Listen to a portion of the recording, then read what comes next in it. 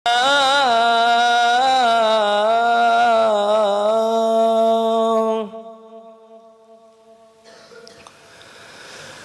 أن محمدًا رسول الله.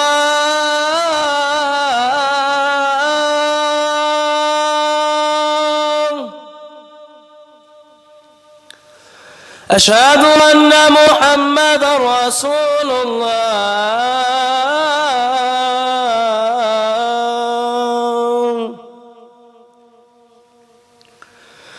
حي على الصلاة.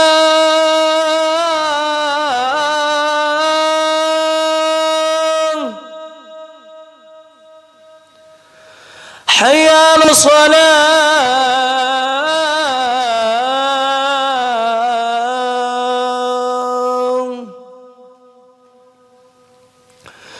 حي على الفلاح.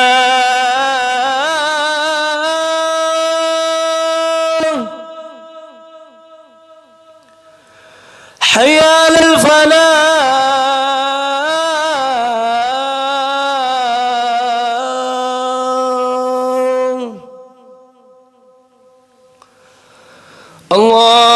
الله أكبر الله أكبر.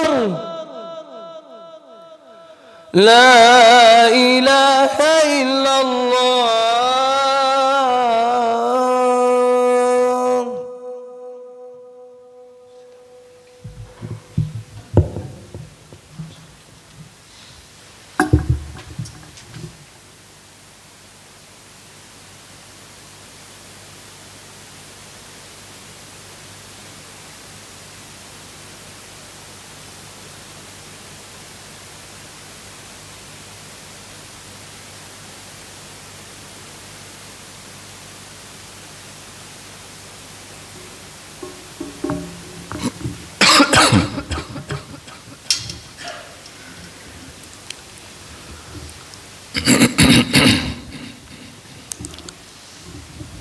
السلام عليكم ورحمة الله وبركاته.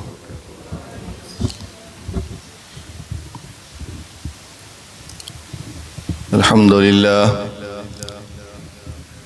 لله نحمده ونستعينه ونستغفره ونعوذ بالله من شرور أنفسنا ومن سيئات أعمالنا.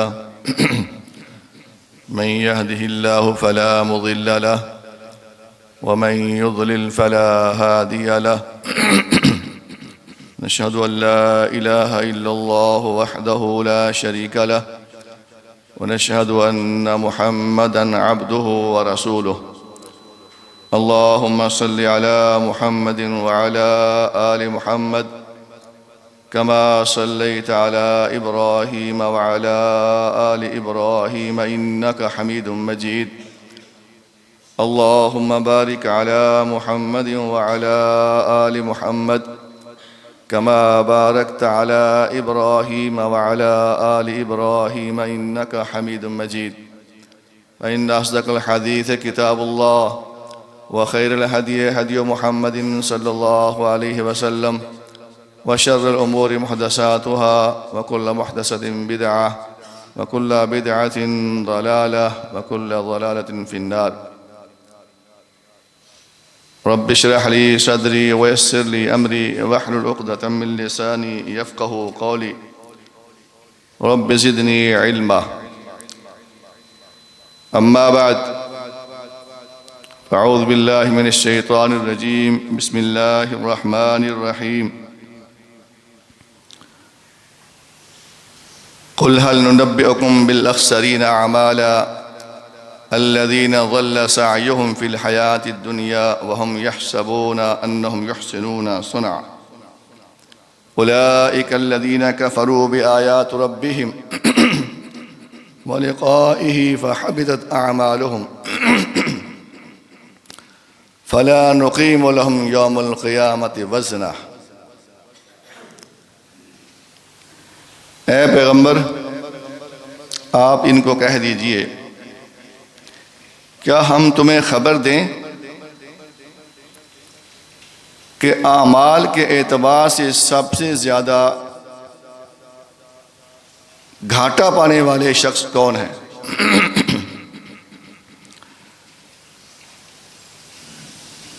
وہ لوگ جو گمان کرتے ہیں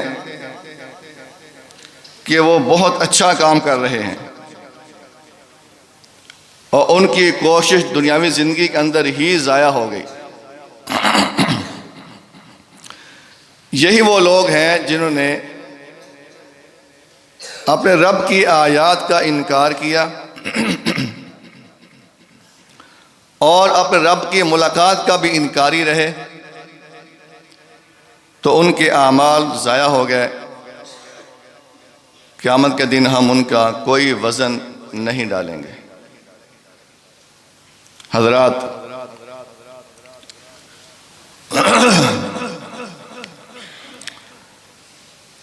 دنیا میں ہر انسان دنیاوی کام کرنے کے لیے کوئی کاروبار کرنا چاہتا ہے، کوئی کھیتی باڑی کرنا چاہتا ہے، کوئی تجارت، کوئی دکان کھولنا چاہتا ہے، فیکٹری لگانا چاہتا ہے، تو وہ اپنے کام کے لیے 100 مشورے کرتا ہے، ماہرین کے ساتھ میٹنگ کرتا ہے، مشورے کرتا ہے، پوچھتا ہے ان سے کہ میں یہ کام کرنے والا ہوں، کیا مجھے اس کا فائدہ ہوگا یا نقصان ہوگا، اس کا انجام کیا ہوگا، اس کا نتیجہ کیا نکلے گا،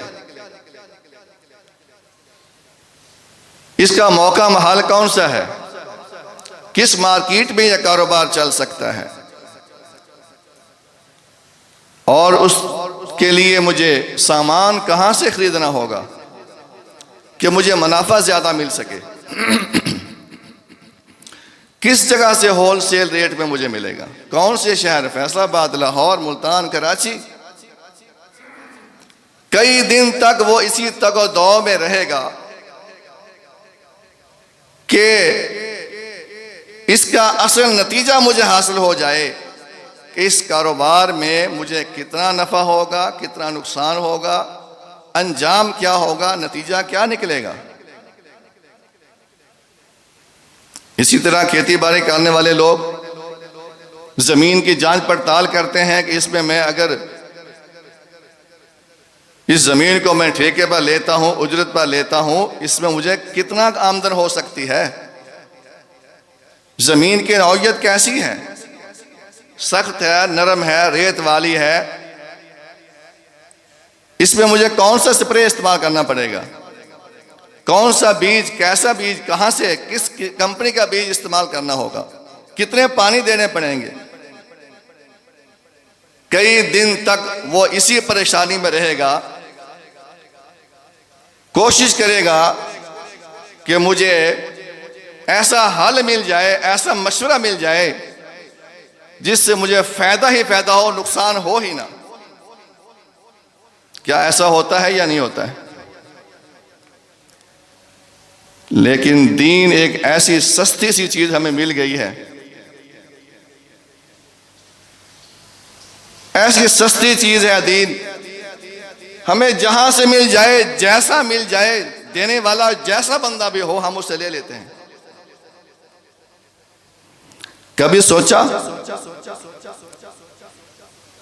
کہ اس بندے سے میں نے دین لینا بھی ہے یا نہیں لینا ہے، اس بندے کے اندر دین دینے کی صلاحیت ہے یا نہیں ہے، اس کے پاس علم ہے یا نہیں ہے، اور جو بات مجھے یہ بتلا رہا ہے اس کا نتیجہ کیا نکلے گا، اس کا انجام کیا ہوگا، کیا اس کا انجام میں کامیابی ہے یا ناکامی ہے،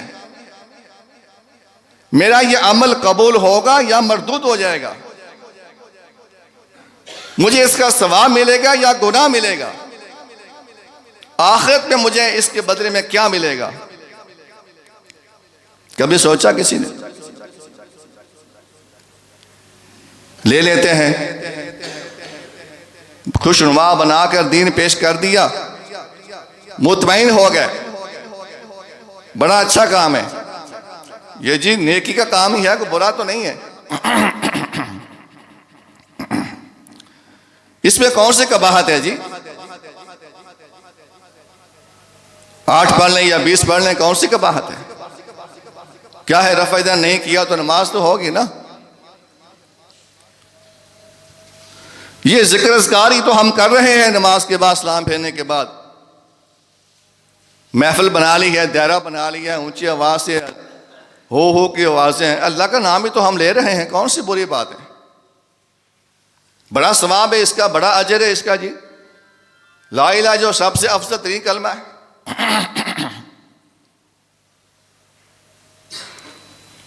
اللہ تعالیٰ قرآن میں کیا فرماتے ہیں؟ قُلْ هَلْ نُنَبِّئُكُمْ بِالْأَخْسَرِينَ أَعْمَالًا، اے نبی آپ ان کو خبردار کر دیجئے، بتا دیجئے، ان کو کہیں حل ننبئکم، کیا تمہیں ہم خبر دیں؟ تم تو نہیں پوچھتے، تمہیں حاجت محسوس نہیں ہوتی کہ تم کسی سے عالم سے پوچھ لو، تحقیق کر لو، جستجو کر لو، کنفرم کر لو یہ ٹھیک ہے مسئلہ یا غلط ہے۔ کچھ غلط کہتے ہیں، کچھ ٹھیک کہتے ہیں، جو غلط کہتے ہیں ان سے پوچھے تو صحیح کہ تم جو غلط کہہ رہے ہو کیوں کہہ رہے ہو، حقیقت کیا ہے اس کی، نبی کا فرمان ہے یا نہیں ہے، حدیث صحیح ہے یا نہیں ہے۔ حل ننبئکم بالاخسرین اعمالا، تم نہ پوچھو، اللہ فرما رہے ہیں ہم تمہیں خبر دیتے ہیں بالاخسرین اعمالا، عمل سب سے گھاٹے والا کس شخص کے ہیں؟ الذین ضل سعیہم فی الحیاۃ الدنیا وہم یحسبون انہم یحسنون صنعا، وہ لوگ ہیں کہ دنیا میں جتنی وہ کوشش کرتے رہے، جتنے وہ عمل کرتے رہے، دن رات لگے ہوئے عمل کرنے کے اوپر، ضل سعیہم، ان کی کوشش، ان کی محنت ضائع ہوگی، دنیاوی زندگی کے اندر ہی، دنیا میں ہی ضائع ہو چکی، اور قیامت کے دن جب سامنے آئیں گے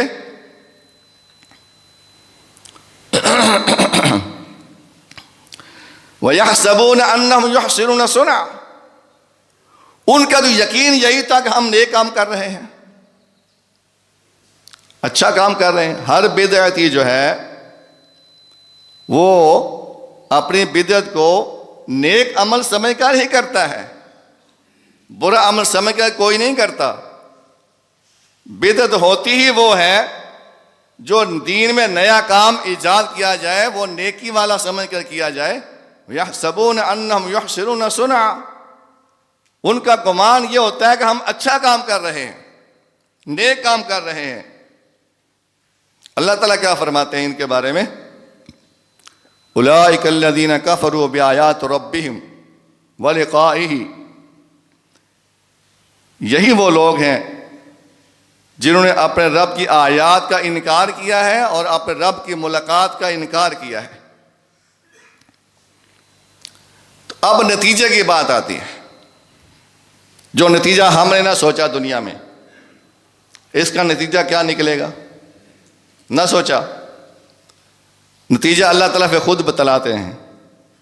فَحَبِطَتْ أَعْمَالُهُمْ فَلَا نُقِيمُ لَهُمْ يَوْمَ الْقِيَامَةِ وَزْنًا، ان کے اعمال ضائع ہو گئے، بیکار ہو گئے، کسی کھاتے کا نہ رہے، ایک ذرہ برابر اس کا وزن نہیں پڑے گا۔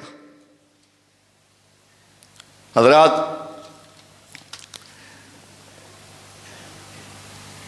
یہ ہے انجام دین کے معاملے میں، عمل کرنے کے معاملے میں انسان سوچے سمجھے بغیر عمل کرے، اس کی جستجو نہ کرے کہ یہ میرا عمل ٹھیک ہے یا نہیں ٹھیک ہے۔ تو رمضان کا مہینہ جا رہا ہے، ہر کسی کی کوشش اور رغبت ہے کہ اس کے اندر میں نیکیاں زیادہ کر لوں۔ آج کے خطبے کے اندر ہم نے یہ بیان کرنا ہے کہ عمل کے قبول ہونے کی شرطیں کیا ہیں، کون سی شرائط پائی جائیں گی تو عمل قابل قبول ہے، اور کون سی شرائط نہیں ہوں گی تو عمل قبول نہیں ہوگا۔ ان چیزوں کا لحاظ رکھنا ہوگا، اس کو ذہن میں بٹھا دیں، اس کو سمجھ لیں اور اس کے مطابق عمل کریں۔ کم از کم عمل کے قبول ہونے کی شرطیں 3 ہیں۔ سب سے پہلی شرط ایمان، عقیدہ درست ہو، اللہ رسول کے اوپر ایمان بھی ہو اور عقیدتاً توحید والا ایمان ہو۔ یہ میں نے کیوں کہا ہے کہ توحید والا ایمان ہو؟ آپ کے ذہن میں بات آ رہی ہوگی کہ وہ توحید کے بغیر والا ایمان کون سا ہے؟ توحید کے بغیر والا ایمان کفار مکہ کا، مشرکین مکہ کا تھا۔ اللہ پر ایمان وہ بھی رکھتے تھے، وہ جانتے تھے اللہ تعالیٰ ہے۔ قرآن پاک میں اللہ تعالیٰ نے اس کا تذکرہ فرمایا، والے انسان تو ہم نے خلق السماوات والارض۔ اگر آپ ان سے سوال کریں گے زمین آسمان کس نے پیدا کیا، وہ کہیں گے اللہ۔ اگر آپ ان سے سوال کریں رزق کون دیتا ہے، کہیں گے اللہ۔ پیدا کرنے والا کون ہے، اللہ۔ زمین آسمان کس نے بنایا، اللہ تعالیٰ نے بنایا۔ یہ دن رات کس کے ہیں، اللہ تعالیٰ کے ہیں۔ یہ تو کفار مکہ بھی کہتے تھے۔ فرق کہاں پر تھا؟ فرق یہ تھا کہ جب عبادت کا ٹائم آتا تو عبادت وہ اپنے بتوں کی کرتے، سجدہ ان کے سامنے کرتے، مشکل حل کروانے کے لیے اس کے پاس جاتے۔ لیکن ان کو یہ بھی معلوم تھا کہ ہمارے یہ جو بت ہے نا اصل میں یہ خدا نہیں ہے۔ جیسے آج کل بھی ہمارے مسلمان کے ہلانے والے لوگ کہتے ہیں نا جی ہم اس کو خدا کہاں مانا ہے، یہ قبر والا اس کا ہمارا رب تو نہیں ہے، ہم نے اس کو الہ نہیں مانا، ہمارا یہ معبود نہیں ہے، ہمارا یہ خدا نہیں ہے، ہمارا یہ عقیدہ نہیں ہے۔ تو پھر تم وہاں لینے کیا جاتے ہو، سر کو کیوں چکاتے ہو، ان سے نظر نیازیں منتے کیوں مانتے ہو؟ دعا کرنا یہ بھی عبادت ہے، الدعاء هو العبادہ، دعا ہی تو عبادت ہے۔ اگر آپ جا کر اس سے دعا کرتے ہیں، اس سے مانگتے ہیں تو یہ عبادت ہے، یہ تو اللہ تعالیٰ کی صفت ہے، یہ اللہ کے ساتھ خاص ہے۔ عبادت کرنی ہے تو صرف اور صرف اللہ تعالیٰ کی عبادت کرنی ہے، اللہ کے سوا کسی کی عبادت جائز نہیں ہے، حرام ہے، یہی شرک ہے۔ جب اللہ کے سوا تم کسی سے جا کے سوال کرو گے، وہ سوال اس چیز کا سوال جو چیز اللہ تعالیٰ کی ذات کے ساتھ خاص ہے، وہ کام اللہ کے ساتھ خاص ہے۔ دنیا والی معاملات جو ہیں، چیز لین دین کسی سے بندہ سوال کر لیتا ہے، مانگ لیتا ہے، لیکن وہ صفتیں جو اللہ تعالیٰ کے ساتھ خاص ہیں ان کے اندر جا کر مشکل کشائی حل کروانا، مشکل میں پھنس گیا ہے یہ حل کروانی ہے۔ اللہ تو قرآن میں فرماتا ہے تمہارے پر جو مصیبت آتی ہے وہ اللہ کے سوا کوئی نہیں کھول سکتا، لیکن وہ مصیبت دور کروانے کے لیے کسی کے پاس جاتا ہے تو یہ شرک ہے، اولاد مانگنے کے لیے جاتا ہے تو شرک ہے، اس کو راضی کرنے کے لیے کچھ چڑھاوے چڑھاتا ہے، نذرانے دیتا ہے، نذر پر مانتا ہے، یہ بھی شرک ہے۔ اس کو راضی کیوں کرنے کے لیے نذرانے پیش کر رہا ہے؟ راضی اللہ کی ذات کو کرنا ہے، مخلوق کو تو نہیں کرنا ہے۔ اور پھر وہ فوت شدہ ہے، اس کی عقیدہ رکھنا کہ میری بات سن رہا ہے، میری بات کا جواب دیتا ہے، یہ بھی شرک ہے۔ اس کو عالم الغیب سمجھنا کسی کو، یہ بھی شرک ہے۔ یہ ساری چیزیں جو ہیں اس کا تعلق عبادت کے ساتھ ہے، یہ ساری عبادت ہیں۔ کسی کی نظر و نیاز مانتے ہیں، مشکل حل کروانے کے جاتے ہیں، اس سے دعا کرتے ہیں، اور خوف اور امید، اس سے امید رکھ لینا کہ یہ میرا کام کر دے گا، جبکہ وہ اللہ کے سوا کوئی اور کرنے والا ہے نہیں۔ اس سے ڈر اور خوف رکھنا کہ اگر میں نے اس کے اوپر نظر نیاز چڑھاوا نہ چڑھاوا تو یہ میرا ناراض ہو جائے گا، میرا نقصان کر دے گا، اس کے پیچھ کر کے اگر میں گیا تو میری ٹانگ ٹوٹ جائے گی، اگر میں نے دودھ ان پر چڑھاوا نہ چڑھایا تو بھینس اور جانور دودھ نہیں دے گا۔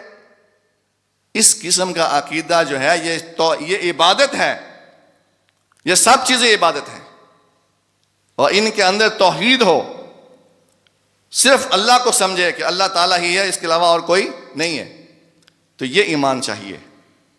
یعنی سب سے پہلے ہمیں عقیدہ درست ہونا چاہیے، اگر عقیدہ غلط ہے کوئی عمل قبول نہیں ہے، قرآن نے صاف بتا دیا ہے جتنے عمل مرضی کر لو، جب تک عقیدہ توحید والا، ایمان توحید والا نہیں رکھیں گے، بغیر توحید والا ایمان تو ٹھیک ہے جی، لا الہ الا اللہ محمد رسول اللہ، اشہد ان لا الہ الا اللہ واشہد ان محمد عبدہ ورسولہ، پڑھ لیا ہے، کلمہ پڑھتے ہیں، ہم مسلمان ہیں۔ منافقین مدینہ نہیں پڑھتے تھے، منافقین مدینہ وہ بھی تو کہتے تھے آمنا باللہ، وہ بھی کہتے تھے اشہد ان لا الہ الا اللہ واشہد ان محمد عبدہ ورسولہ، لیکن وہ زبان سے تو کہتے تھے، دل میں نہیں تھا، دل کے اندر کفر تھا، دل میں وہ کفار مکہ کی محبت تھی۔ ان کے پاس جب جاتے کہتے انا معکم، ہم تمہارے ساتھ ہیں، زبان سے تو بولتے تھے نا، لیکن کیا ان کا ایمان قبول ہوا؟ قطعاً نہیں۔ ایمان چاہیے، اور ایمان بھی توحید والا چاہیے۔ ہر کام، ہر مصیبت حل کرنے کے لیے صرف اور صرف اللہ تعالیٰ کی ذات کو تصور کرے۔ مجھے کوئی نفع اللہ کے سوا کوئی نہیں دے سکتا، مجھے کوئی نقصان اللہ کے سوا کوئی نہیں پہنچا سکتا۔ یہ عقیدہ ہو، توحید ہو، عقیدہ درست ہو، عقیدہ توحید والا ہے، اس کے بعد عمل قبول ہوگا، وگرنہ جتنے عمل کر لیں ضائع ہیں، بیکار ہیں۔ کفار مکہ کیا نیک عمل نہیں کرتے تھے؟ بیت اللہ کی آباد کاری، بیت اللہ کی متولیت، ان کے متولی محتمم، ایک مسجد کا محتمم ہو، ایک مسجد کا آباد کاری کرنے والا ہو، مسجد تعمیر کرنے والا ہو، اس کے بارے میں قرآن کیا کہتا ہے؟ انما یعمر مساجد اللہ من آمن باللہ والیوم الآخر واقام الصلاۃ وآتى الزکاۃ ولم یخش الا اللہ۔ اللہ تعالیٰ سند دے رہے ہیں، سند، جو ایک مسجد کی آباد کاری کرتا ہے، مسجد کو بناتا ہے، تعمیر کرتا ہے، آباد کرتا ہے، آنے والوں کے لیے سہولیات مہیا کرتا ہے، ہر آسائش مہیا کرتا ہے کہ سکون کے ساتھ لوگ عبادت کر سکیں، مسجد کی دیکھ بھال کرتا ہے، مسجد کی صفائی کرتا ہے، آباد کاری میں جو کام آتے ہیں سارے کاموں سر انجام کرتا ہے، اللہ تعالیٰ اس کو سرٹیفکیٹ دے رہے ہیں۔ کس بات کا؟ کہ یہ کام مومن کے سوا اور کوئی بندہ کر سکتا نہیں۔ انما کلمہ حصر ہے، اس کے سوا اور کچھ نہیں ہے۔ یہ مسجد کی آباد کاری جو کرتا ہے نا، وہ مومن ہے، مومن، اس کا ایمان اللہ پر ہے، اللہ تعالیٰ اس کی شہادت دے رہے ہیں، اس کا ایمان اللہ پر ہے اور آخرت پر ایمان ہے، نماز قائم کرتا ہے، زکوٰۃ دیتا ہے، اللہ کے سوا اس کسی کا خوف نہیں ہے۔ یہی ہدایت یافتہ لوگ ہیں۔ ایک عام مسجد جو ہے اس کے بارے میں تو جو بیت اللہ ہے، مسجد الحرام ہے، اس کی آباد کاری جو کرنے والا ہے، اس کے اہتمام کرنے والا ہے، اس کی دیکھ بھال کرنے والا جو ہوگا، آپ یہ سمجھ لیں اس کا درجہ کتنا ہو سکتا ہے؟ یقیناً اس مسجد والے سے تو بڑا درجہ ہوگا نا۔ اور وہ کام کرتے تھے وہ کفار مکہ۔ بیت اللہ، مسجد حرام، اس کی دیکھ بھال، اس کا اہتمام سارا وہ کرتے تھے۔ وہاں آنے والوں کے لیے سہولیات مہیا کرتے تھے، ان کو ستو بنا بنا کر پلاتے تھے حاجیوں کو، ان کی خدمت کرتے تھے آنے والوں کو۔ تو کیا ان کی نیکی قبول ہو گئی؟ اللہ تعالیٰ قرآن میں فرماتا ہے اجعلتم سقایۃ الحاج وعمارۃ المسجد الحرام کمن آمن باللہ والیوم الآخر، کیا تم یہ سمجھتے ہو کہ ستو پلانا اور مسجد حرام کی خدمت کر دینا یہ ان لوگوں کے برابر ہے جو ایمان لاتے ہیں اللہ پر، جو جہاد کرتے ہیں اللہ کے راستے میں، اپنے مال خرچ کرتے ہیں جہاد کے اندر، اپنے جانیں خرچ کرتے ہیں؟ کیا ان کے برابر ہے؟ قطعاً نہیں۔ اللہ فرماتے ہیں اس کا کچھ نہیں ملے گا۔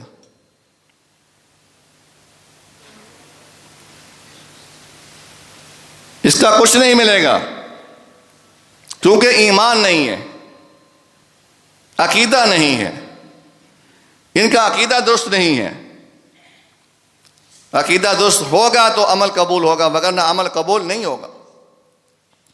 اس لیے ضروری ہے کہ اپنے عقیدے کو درست کیا جائے، والعصر ان الانسان لفی خسر الا الذین آمنوا وعملوا الصالحات والعصر، عصر کی قسم، زمانے کی قسم، ان الانسان لفی خسر، بے شک انسان گھاٹے میں ہے۔ انسان کے اوپر الف لام جنس کا ہے، استغراقی ہے، یعنی پوری انسانیت اس کے اندر آ جاتی ہے، ایک انسان کی بات نہیں ہو رہی۔ ان الانسان، پوری انسانیت، سارے کے سارے انسان گھاٹے میں ہیں، خسارے میں ہیں۔ کچھ ایسے بھی ہیں جو خسارے میں نہیں ہیں، ہاں اس کی شرطیں ہیں۔ وہ کون سی شرائط ہیں؟ الا الذین آمنوا، مگر جو ایمان لا رہے ہوں، وعملوا الصالحات، اور نیک عمل کرتے ہوں۔ جس کا ایمان ہو اللہ کے اوپر، توحید والا ایمان ہو، عمل صالح ہو، نیک عمل ہو، وتواصوا بالحق وتواصوا بالصبر، تواصی بالحق کرتے ہو، تواصی بالصبر کرتے ہو، صبر کی تلقین، حق کی تلقین، نصیحت، یہ لوگ ہیں وہ گھاٹے سے باہر ہیں۔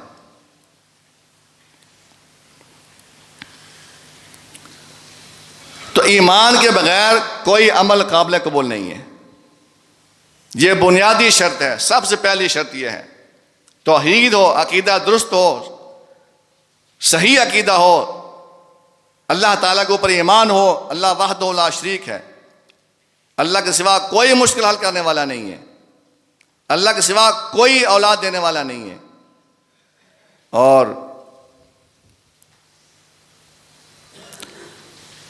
اس کے بعد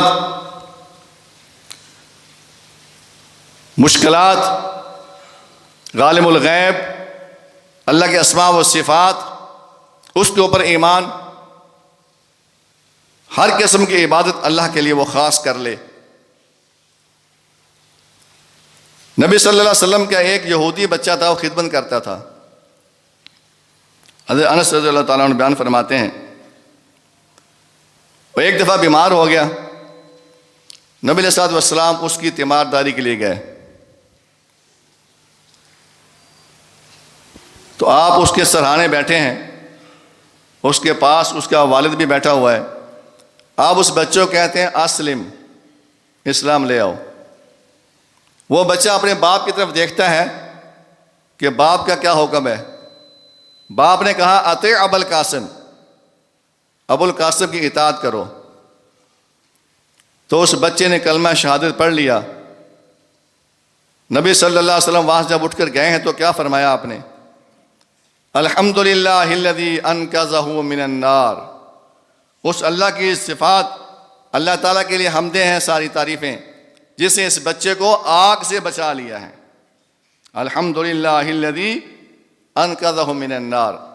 اب دیکھیں اس نے اسلام قبول کیا ہے، ابھی کوئی عمل تو نہیں کیا، عمل تو بعد میں آئیں گے۔ اسلام قبول کرنے سے ہی آپ فرماتے ہیں اس کو اللہ تعالیٰ نے آگ سے بچا لیا ہے۔ تو ایمان لے آنا، اسلام میں داخل ہو جانا، توحید کے عقیدے کو اپنا لینا، یہ جنت کے لیے گارنٹی کے باعث بنتا ہے۔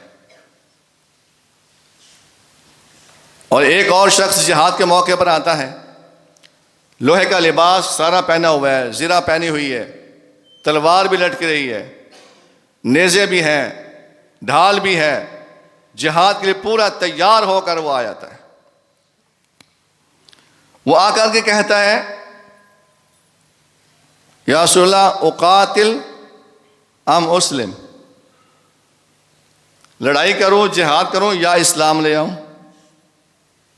پہلے اسلام لاؤں یا پہلے میں جہاد کروں؟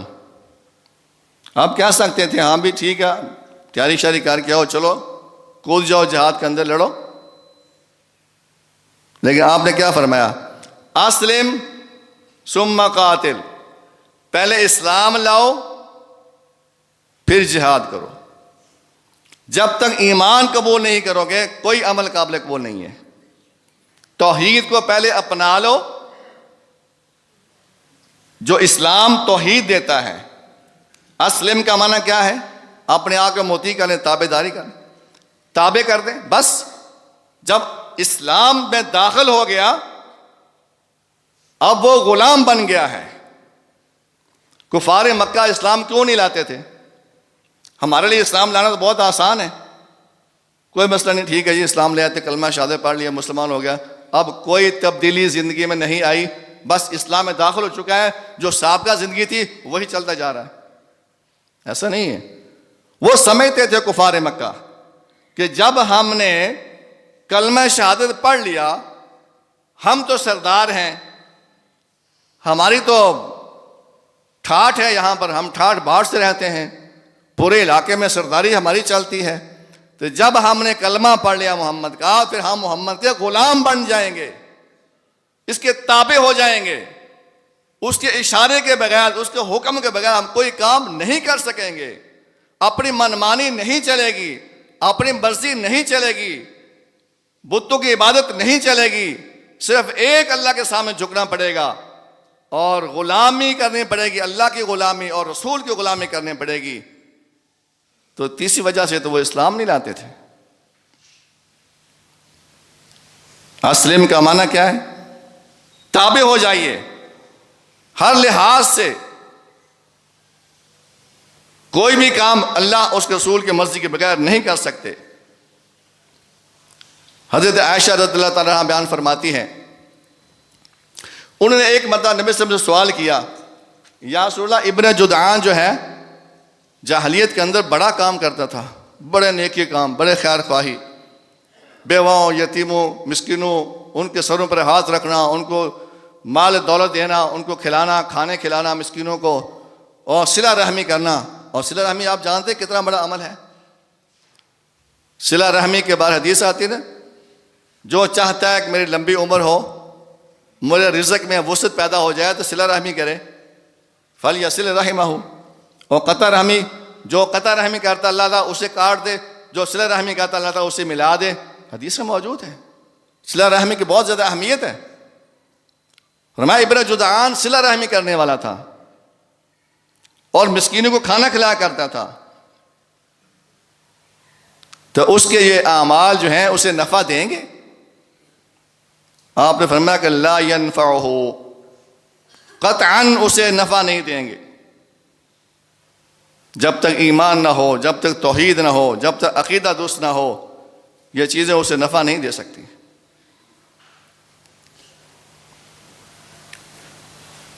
یہ پہلی شرط میں ہم نے بیان کی ہے۔ عمل قبول ہونے کے لیے سب سے پہلی شرط ایمان ہو، توحید اور عقیدہ توحید والا ہو، تو پھر عمل قبول ہوگا۔ دوسری شرط، عمل اخلاص کے ساتھ کیا جائے، خالصتاً اللہ کو راضی کرنے کے لیے عمل ہو، کسی اور کو دکھلاوے کے لیے نہ ہو۔ ریاکاری شرک ہے، دکھلاوے کے لیے عمل کرنا شرک ہے۔ اللہ نے قرآن میں فرمایا وَمَا أُمِرُوا إِلَّا لِيَعْبُدُوا اللَّهَ مُخْلِصِينَ لَهُ الدِّينَ حُنَفَاءَ۔ سب کو، تمام امتوں کو، تمام انبیاء کو اور تمام ان کے امتوں کو یہی حکم دیا گیا تھا کہ وہ عبادت اللہ تعالیٰ کی کریں خالص ہوتے ہوئے، مخلصین لہ الدین۔ ان صلاتی و نسکی و محیای و مماتی للہ رب العالمین، صرف رب العالمین کے لیے ہے میری عبادت۔ انما الاعمال بالنیات وانما لکل امرئ ما نوی فمن كانت هجرته الى الله ورسوله فهجرته الى الله ورسوله ومن كانت هجرته لدنيا يصيبها او امرأة ينكحها فهجرته الى ما هاجر اليه۔ اعمال کا دار و مدار نیتوں کے اوپر ہے، جیسی نیت ہوگی ویسا ثواب ملے گا، اجر ملے گا۔ اگر نیت اللہ کے لیے ہے، اللہ کو راضی کرنے کے لیے ہے، تو وہ عمل قبول ہوگا، اجر ملے گا۔ اگر نیت دکھلاوے کے لیے ہے تو دکھلاوا دنیا میں ہو جائے گا، آخرت میں اس کا کچھ نہیں ملے گا۔ جس نے ہجرت کی اللہ رسول کی خاطر، اس کی ہجرت اللہ رسول کی خاطر ہی شمار ہو جائے گی۔ جس نے ہجرت کی دنیا کی خاطر یا کسی عورت سے نکاح کرنے کے لیے، اس کی ہجرت ویسے ہی ہے جیسے اسے نیت کی ہے۔ انما الاعمال بالنیات ان اللہ لا ينظر الى صورکم ولا الى اجسامکم ولا الى اموالکم ولكن ينظر الى قلوبکم واعمالکم۔ اللہ تمہاری شکلوں کو نہیں دیکھتا، کتنا سونا خوبصورت جسم ہے اور خوبصورت شکل ہے، یہ بھی نہیں اللہ دیکھتا تمہارا مال کتنا زیادہ ہے، یہ بھی نہیں دیکھتا تمہارے جسم کتنے بھاری بھرکم ہیں۔ اللہ تو دیکھتا ہے تمہارے دلوں کو دیکھتا ہے، اِلَىٰ قُلُوبِكُمْ وَأَعْمَالِكُمْ، تمہارے دلوں کو دیکھتا ہے اور تمہارے اعمال کو دیکھتا ہے۔ نبی صلی اللہ علیہ وسلم کی حدیث سے آپ فرماتے ہیں اِنَّمَا الدُّنْيَا لِأَرْبَعَةٍ، دنیا 4 قسم کے لوگوں کے لیے، 4 قسم کے لوگ۔ پہلا قسم کا کون ہے؟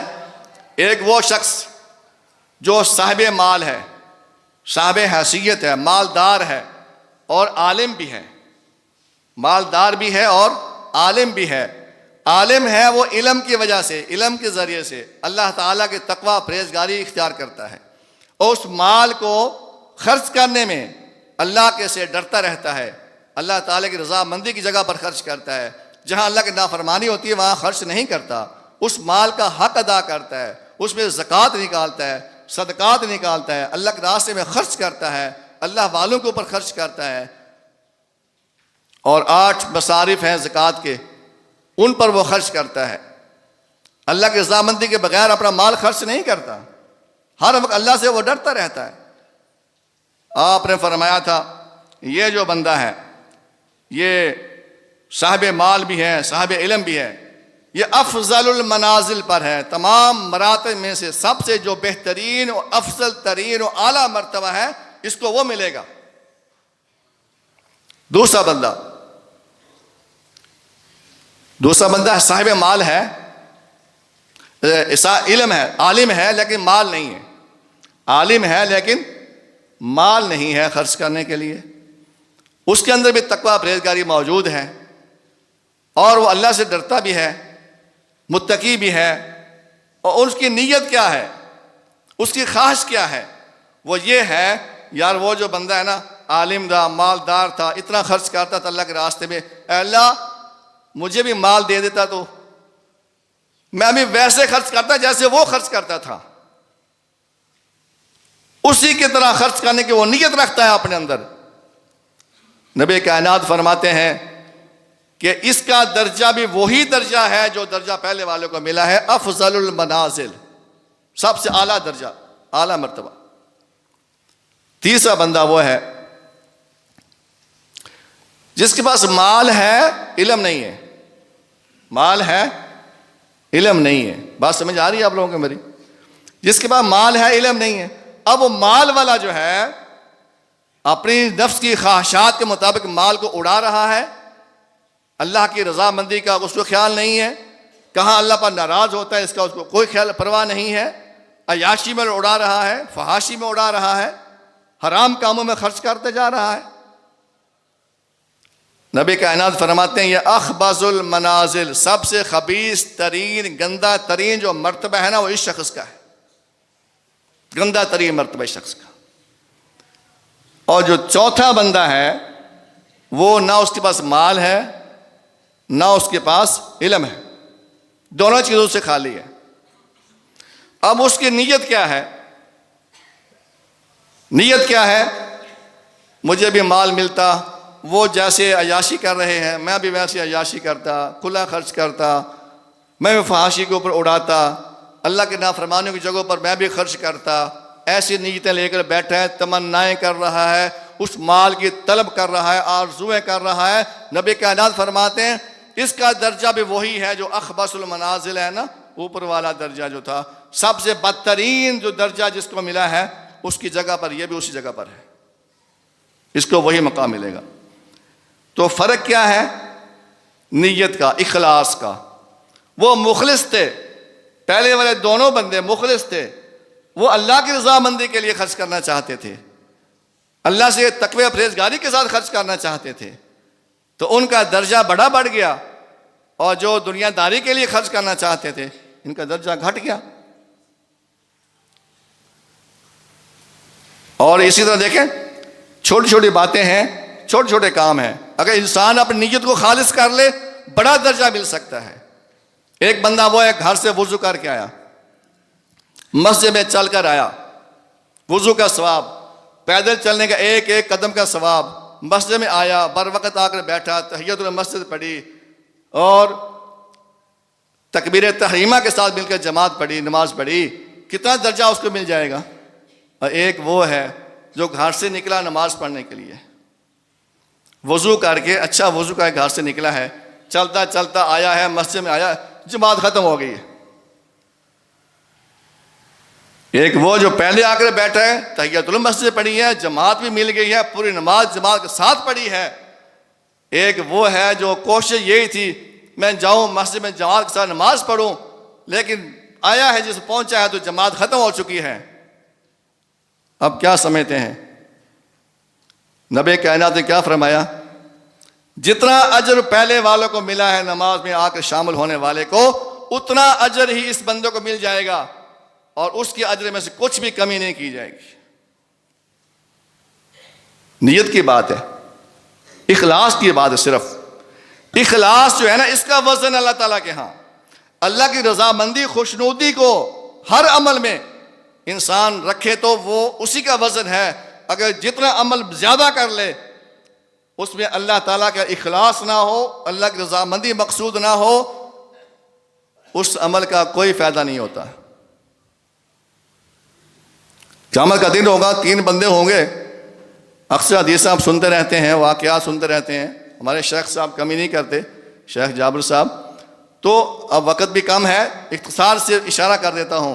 وہ شہید، وہ سخی، وہ عالم، سنا ہوا آپ نے حدیثیں، وہ اللہ تعالیٰ ان کے بعد نعمتیں گنائے گا، تیرے اوپر میں نے فلاں نعمت کی، فلاں نعمت کی، فلاں نعمت کی۔ وہ کہے جی اللہ میری سب نعمتیں میرے اوپر کی ہیں۔ فرمایا تم نے کیا کیا؟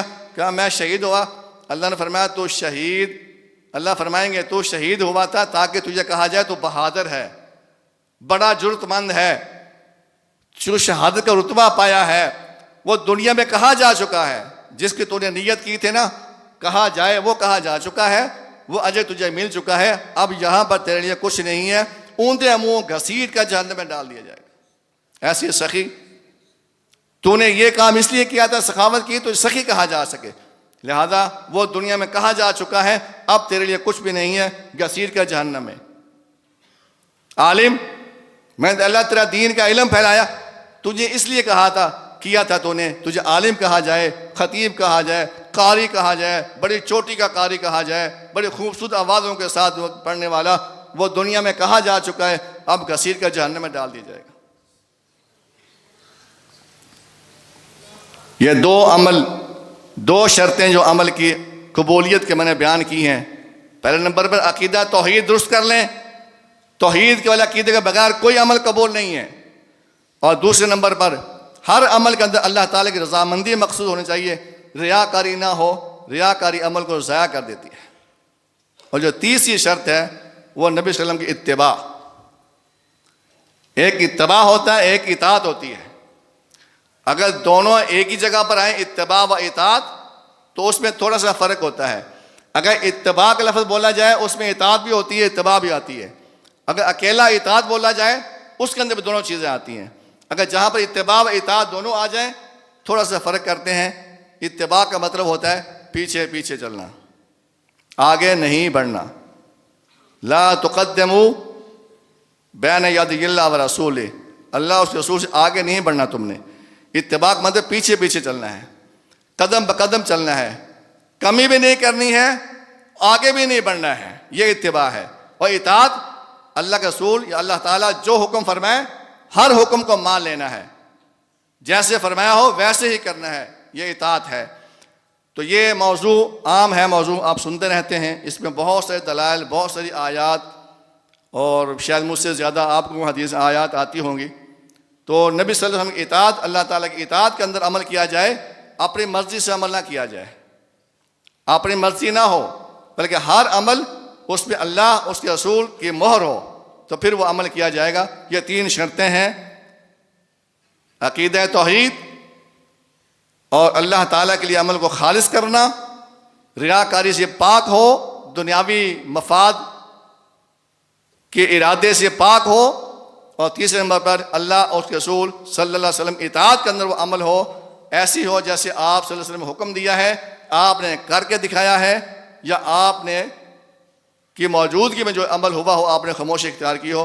اللہ تعالیٰ سے دعا ہے اللہ تعالیٰ ہمیں اسی طریقے سے عمل کرنے کی توفیق عطا فرمائے۔ ھذا ما عندی واللہ اعلم بالصواب۔